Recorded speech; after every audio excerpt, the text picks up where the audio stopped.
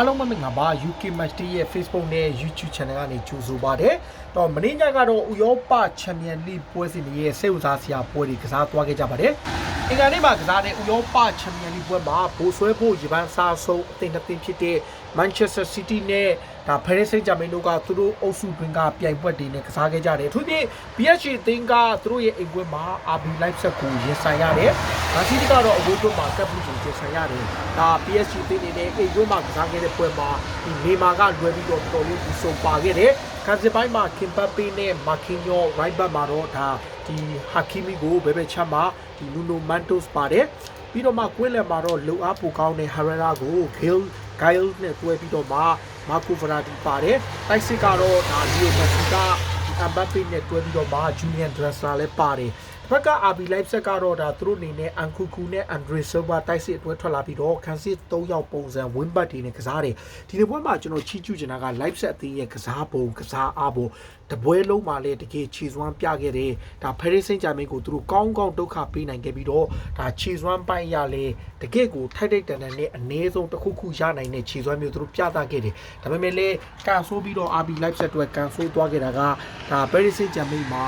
ဒီပွဲဖြူကိုပြောင်းလဲနိုင်တဲ့ကစားသမားတွေပါဝင်တဲ့အတွက်ကြောင့်ပဲဆို PSG အသင်းရဲ့ခြေစွမ်းကိုကြည့်ပြီးဒါခန်းစီကလည်းဖြူပြဲဖြစ်လို့နဲ့ Marquinhos ရောတစ်ဖက်ကဒီ Kimpembe ရောအမားတွေများလို့တောင်ပန်ကဒီ Hakimi ရောဟိုဘက်က Nuno Mendes ဆိုမြောက်လို့တက်လို့မရအောင် Leipzig ရဲ့ wing back တွေကတော်တော်ကို pressure ပေးတယ်။သူပြင် Angelino ဆိုရင် Hakimi ကိုလုံးဝတက်လို့မရအောင်လုပ်ထားသလိုဒါ PSG ကွင်းလယ်က Marco Verratti ကလွယ်ပြီးတော့ Chennai Grama နဲ့ဖြစ်တဲ့ Herrera ရော Gail ရောအမှားရမ်းများနေကြ။ Verratti ကိုယ်တိုင်တော့မှဘောလုံးတွေခဏပေးရများပထမပိုင်းမှာဆိုကြ Leipzig ရဲ့တံပြန်တိုက်စစ်တီကောင်တာဒီဂိုးသွင်းခွင့်တွေကတော်တော်ကိုများတာဂိုးမခဲလိုနားပဲကာကွယ်တာတွေပါလို့သူတို့ကိုယ်တိုင်လည်းအသုံးမချနိုင်ဘူးဒါပေမဲ့ Paris Saint-Germain ဘက်ကအခွင့်အရေးတွေပြန်ရတဲ့အခါမှာဒါဒီနှစ်သင်းကြားကအဓိကချမ်းသာသွားတဲ့အချက်ပဲ Messi ကြည့်နေတော်တော်လေးကို quiet ဖြစ်တယ် Mbappe လည်း quiet ဖြစ်တယ်တော်တော်ကို quiet ဖြစ်တာတသင်းလုံးကတော်တော်ကို struggle ဖြစ်ခဲ့ရတာဒါပေမဲ့လည်းတော့ပထမပိုင်းမှာ PSG ကဥဆောင်ကိုမရခင်မှာ Leipzig ကအခွင့်အရေး2ချိန်လောက်ရတယ်အဲ့2ချိန်ကိုအသုံးမချနိုင်ပဲဖြစ်နေတဲ့အချိန်မှာ Paris Saint-Germain အသင်းကဒီ9မိနစ်မှာတံပြန်တိုက်စစ်ရသွားတယ်ဒါ Leipzig ရဲ့ကစားမကို area ထဲမှာ Messi တားလိုက်တယ်ဗျာ area ထိပ်မှာတားလိုက်တယ်အဲ့ဒီလုံးကလွတ်ထွက်သွားတဲ့လုံးကနေ Julian Draxler ကတစ်ချက်တည်း area ထိပ်ကိုဒါ Mbappe ကိုပေးလိုက်တဲ့အချိန်မှာMbappe ကလှလှပပကန်သွင်းပြီးတော့ထုံးတဲ့ပြသူ့ရဲ့တကူတော်ဆွမ်းအားနဲ့ဒါ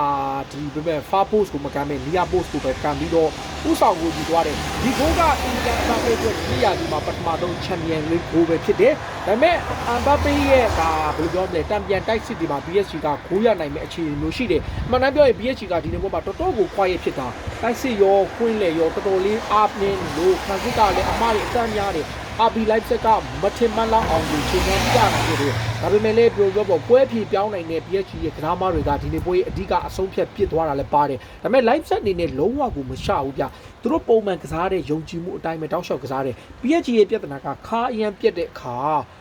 Verratti တယောက်တည်းကပဲ defensive ကိုထိန်းနေရပြီးတော့ Chennai Grama တွေကဘလို့မှမလုပ်နိုင်ဘူးဒီချက်ကလည်း PSG ကိုတောက်လျှောက်ကန်ဆိုးသွားစေတဲ့ဒါအချက်ပဲဖြစ်တယ်ဒါပေမဲ့လည်း Leipzig ဘက်ကပြန်ကြည့်တဲ့အခါ RB Leipzig အသင်းကဒီနေ့ပွဲမှာနီးပြအနေနဲ့သူတို့အသင်းရဲ့ကစားပုံကစားအားကိုလုံးဝကိုချီနှက်သိနေတကယ်လဲကောင်းတဲ့ better performance မျိုးပြခဲ့ပေမဲ့ဒါ one of the greatest ever player ရဲ့အဆုံးသက်တေချာမှုတွေကြောင့်ဒါသူတို့ကန်ဆိုးပြီးရှုံးသွားခဲ့တာဒါပထမပိုင်းပြီးလို့ဒုတိယပိုင်းပြန်စားတဲ့အချိန်မှာလဲ59မိနစ်မှာ Leipzig က Angelino ရဲ့ cross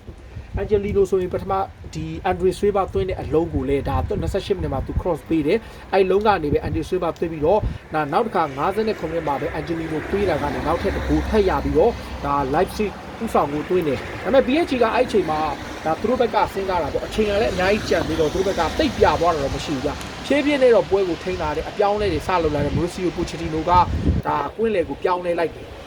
ဒီနေရာမှာကွင်းလယ်မှာအားနေနေတဲ့ဒါ Herrera နဲ့တစ်ခါက Gail နေရာမှာ Jimmy Bindel ကဝင်လာပြီးတော့ဒါဒီကွင်းလယ်ပိုင်းကိုသူတို့ကွင်းလယ်နှစ်ယောက်လုံးပြောင်းလိုက်ပြီးတော့ Danilo လည်းဝင်လာတယ်။အဲ့ကစားလို့ PSG ကဒါအတိုင်းအတာတစ်ခုနည်းနည်းလေး solid ဖြစ်လာတယ်။ဒါပထမပိုင်းပေါ့ဒါဒုတိယပိုင်း60မိနစ်မှာ Paris Saint-Germain က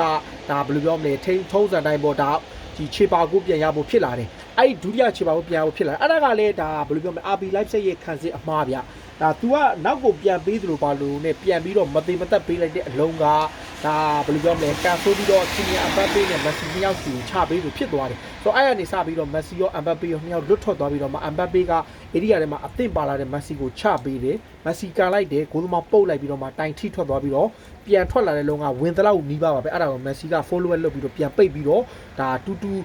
ဖြစ်သွားတယ်အဲ့ကစားလို့ PSG ကတောက်လျှောက်ပြီးနေတယ်မှာ84မိနစ်မှာနောက်တစ်ခါ PSG ရဲ့တန်ပြန်တိုက်စစ်ကနေပဲတစ်ခါအမ်ဘပ်ပေလွတ်ထွက်သွားပြီးတော့မှဒါ Leipzig ရဲ့ခံစစ်မှုရဲ့အမှားဗျတွန်းလိုက်တာဗျမတွန်းလိုက်ရတယ်ဗျဒါပေမဲ့လေသူကတွန်းလိုက်တဲ့ခါမှာ action ပါတဲ့အတွက်ကြောင့်ဒန်ကြီးကပနေတီပေးလိုက်တယ်ဒန်ကြီးကပနေတီပေးလိုက်တော့RB Leipzig ကပနေတုံးထပ်ပြရတော့ဒါ PSG ပနေရောက်သွားဒီပနေတီကိုဒါလီယိုမက်ဆီကတီတီနေနေပဲဖက်နက်ကလေကိုလှပပလေးကန်သွင်းသွားတယ်အဲ့ပနေတီကြောင့်ပဲ PSG ကကူးဖြစ်သွားတယ်နောက်လျှောက်မှာ Leipzig ကတောင်းအောင်လျှောက်ကို pressure ပေးတာတော့ PSG ကအနောက်တန်းမှာဖီနဲ့ခန်းစစ်ကိုအသေးအံပိတ်ကစားနေရတယ်ဆိုတော့ဒီနေ့ကျွန်တော် PSG ရဲ့ခြေစွမ်းကိုကြည့်တာဗျာအားရမှုလုံးဝမရှိဘူးကစားပုံကမဆိုးဘူးဆိုပေမဲ့သူတို့အသင်းမှာ quality player တွေအများကြီးရှိပေမဲ့အသင်းက team 20ပဲနဲ့တူးကောင်းကစားနေတယ်ခါချိုကြီးကပြက်နေတယ်ဗာရာဒီကဒုတိယပိုင်းမှာတော့တော်တော်လေးကောင်းနေဒါပေမဲ့ခါချိုကအရန်ပြက်နေသူတို့သူနဲ့တွဲကစားတဲ့ကစားမတွေညံ့မလို့ခန်းစစ်ကလည်းခင်ဘတ်ပေးရောဒါမာကင်းရောကတော်တော်ကိုမှားတာဒါပွဲပြီးကနေ94မိနစ်မှာ PSG ပနယ်တီထက်ရတယ်ဒါဟာကီမီကြောင့်ရတဲ့ပနယ်တီကိုဒါမက်ဆီကန်သွင်းရင် hat-trick ရနိုင်မယ့်အခြေအနေမျိုးပါဒါပေမဲ့လည်းအဲ့ပနယ်တီကိုလီယိုမက်ဆီကသူ့ရဲ့ hat-trick ရမယ့်အခွင့်အရေးကိုမယူဘဲနဲ့ခီလီယန်အမ်ဘပ်ပေခံခွင့်ပေးလိုက်တယ်ခီလီယန်အမ်ဘပ်ပေကပဲဒါကန်ပေမဲ့ကန်ဆိုပြီးတော့ဂိုးပေါ်ထောင်သွားတယ်ဆိုတော့မက်ဆီတော့ဒါဒီချိန်က hat-trick ရတဲ့အတွက်ဆိုရင်ဒါအချိန်30မြောက်ပနယ်တီကန်ခွင့်ပေးတာပဲဒါသူ့အနေနဲ့သူ့ရဲ့အသင်းပေါ်10ရောက်မြောက်ကိုပနယ်တီကန်ခွင့်ပေးတဲ့သဘောပဲနေမာကိုသူ18ချိန်17ချိန်သူပနယ်တီကန်ခွင့်ပေးတယ်ပြီးတော့မှ Suarez ကို9ချိန်ကန်ခွင့်ပေးတယ်နောက် Samuel Eto'o နဲ့ Griezmann ကို3ချိန်စီပြီးတော့ Zlatan Ibrahimovic နဲ့ Mbappe က1ချိန်စီပန်သွင်းတယ်ဆိုတော့ Mbappe အတွက်လည်း2ဂိုးရအောင် Messi ဖန်တီးပေးတဲ့သဘောပဲဒါပေမဲ့လည်းမဝင်ခဲ့ဘူးဒါပေမဲ့ Mbappe ကတပွဲလုံး overall performance တော့သူတော်တော်လေးကောင်းတယ်သူ့ရဲ့ရုံအားဟာဒီတော်တော်လေးကောင်းတယ် Messi ကတော့တော်တော်လေး quiet game ဖြစ်ပေမဲ့ထုံးစံတိုင်းပြဒါပေမဲ့ကျော် super star တွေကရတဲ့အချိန်မှာ TTG နဲ့ pressure တွေကြားမှာအတွေ့အကြုံပါလဲဆိုတော့ပြသနိုင်ခဲ့တာဒီတစ်ပွဲမှာ Mbappe ကပြိုင်ပွဲရဲ့အကောင်းဆုံးဆုကိုရတယ်တကယ်လဲထိုက်တန်လို့ Messi ရဲ့ quiet game ဖြစ်ပေမဲ့သူကအဖိုးတန်အနိုင်ကိုတွင်းသွားတယ်ဒါဒီတစ်ပွဲမှာ RB Leipzig ဟာ Messi အတွက်တော့ Champions League မှာ38ပွဲမြောက်9သင်းမြောက်သူဂိုးသွင်းနိုင်တဲ့အသင်းလည်းဖြစ်တယ်Leipzig ကတော့ကန်ဆိုးသွားတာပေါ့တကယ် performance ကောင်းကောင်းကစားရင်းနဲ့ခြေစွမ်းပြနိုင်မဲ့အခွင့်အရေးရှိပေမဲ့လည်းကန်ဆိုးပြီးတော့ဒါ Leipzig က3ဂိုး2ဂိုးနဲ့ရှုံးတော့ဒီအုပ်စုမှာ Paris Saint-Germain ကဥဆေ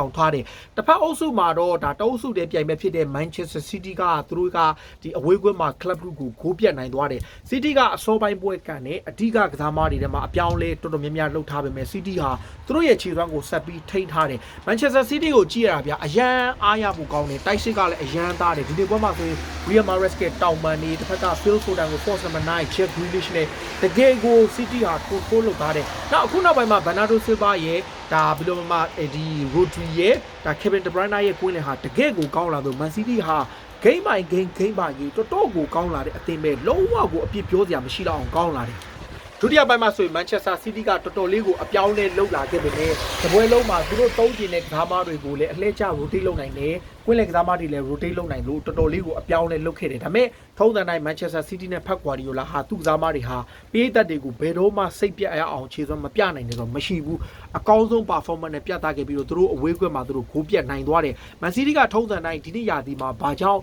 ချန်ပီယံလိပြိုင်ပွဲမှာဘိုးဆွဲဖို့ရေပန်းစားနေတယ်ဆိုတဲ့အချက်တစ်ချက်ကိုပြသခဲ့တယ်။ဒါအဖွင့်ကိုဂျောက်ခက်ဆလိုတွင်းနေပြီးတော့မှဒါ Real Mahrez ကပနယ်တီကတဆင့်ဒုတိယကိုပြီးတော့မှပဲဒါဘယ်လိုပဲခိုင်ဝိုခါပေါ့ဒါ wing back တွေကကြီးပဲ side back တွေကတယောက်တကိုးစီသွင်းပြီးတော့မှဒါလူသားဝင်လာတဲ့ De Bruyne စားဝင်လာတဲ့ Palma ကတတိယဒီ stroke ကိုနဲ့ Real Mahrez ကနောက်ဆုံးတကိုးသွင်းနေဒီကြားထဲမှာဒီ Leipzig တောင်ဖြစ်တယ်ဒါ Club Brugge က၄ဂိုးမြောက်မှာဂိုးပြန်ချီလို့ 4-1 ဖြစ်သွားတယ်4-1 ဖြစ်ပြီးတော့မှနောက်ဆုံးမှာတော့ Mahrez တကိုးထပ်သိမ်းတယ်တော့ဒီနေ့ပွဲမှာကျွန်တော်ကြည့်တဲ့အခါမှာဘာတွေ့ရလဲဆိုတော့ Manchester City ဟာဒီရာဒီမှာလဲ center forward မရှိသည့်တိုင်အောင်သူတို့ဟာအကောင်းဆုံးခြေစွမ်းပြသနိုင်တဲ့အသင်းသူတို့က Champions League ကိုထိုက်တဲ့တဲ့ရနိုင်တဲ့အဆင့်တန်းမျိုးရှိတယ်ဆိုတာပြသထားတယ်ဖက်ကွာဒီယိုလာအတွက်တော့နောက်ထပ်အဝေးကွင်းမှာရလက်ကောင်းတဲ့သူဒီအုပ်စုမှာ Paris Saint-Germain က9မှတ် မန်စီးတီးက6မှတ်ရပြီးတော့ကလပ်ဘရူးက4မှတ်နဲ့ RB Leipzig ကတော့အမှတ်မရဘူးဆိုတော့ပြည်သက်တွေအနေနဲ့ရောဒီအုပ်စုမှာဘယ်သင်းကအုပ်စုပုံပထမဖြစ်မယ်လို့ထင်လဲမန်စီးတီးကတော့ပို့ပြီးတော့ favorite ဖြစ်မယ်ဘာကြောင့်လဲဆိုတော့သူတို့အိမ်ကွင်းမှာကမ်းမှာဖြစ်တယ်ဒါပေမဲ့ဖရက်စိတ်ကြမဲ့အနေနဲ့ဒါ Manchester City ရဲ့ကွင်းမှာတေကန်တော့သူတို့နောက်ဆင့်တက်နိုင်တဲ့အုပ်စုပထမရနိုင်တဲ့အခြေအနေမျိုးရှိတယ်အခုလောလောဆယ်မှာတော့မက်ဆီက3ဂိုးသွင်းပြီးတော့ချန်ပီယံလိ2ပွဲမှာတကယ်ပွဲကြီးတွေမှာပဲဂိုးသွင်းစွမ်းရင်ပြထားတာပါပြည်သက်တွေဘယ်လိုမြင်ကြလဲကိုယ့်ရဲ့မြင်လေးတွေကိုကိုယ့်ဘက်မှာဝယ်အောင်မှတ်ချက်ပေးကြပါလို့ကျေးဇူးတင်ပါတယ်ရီလိုဘုံအောင်ရမည်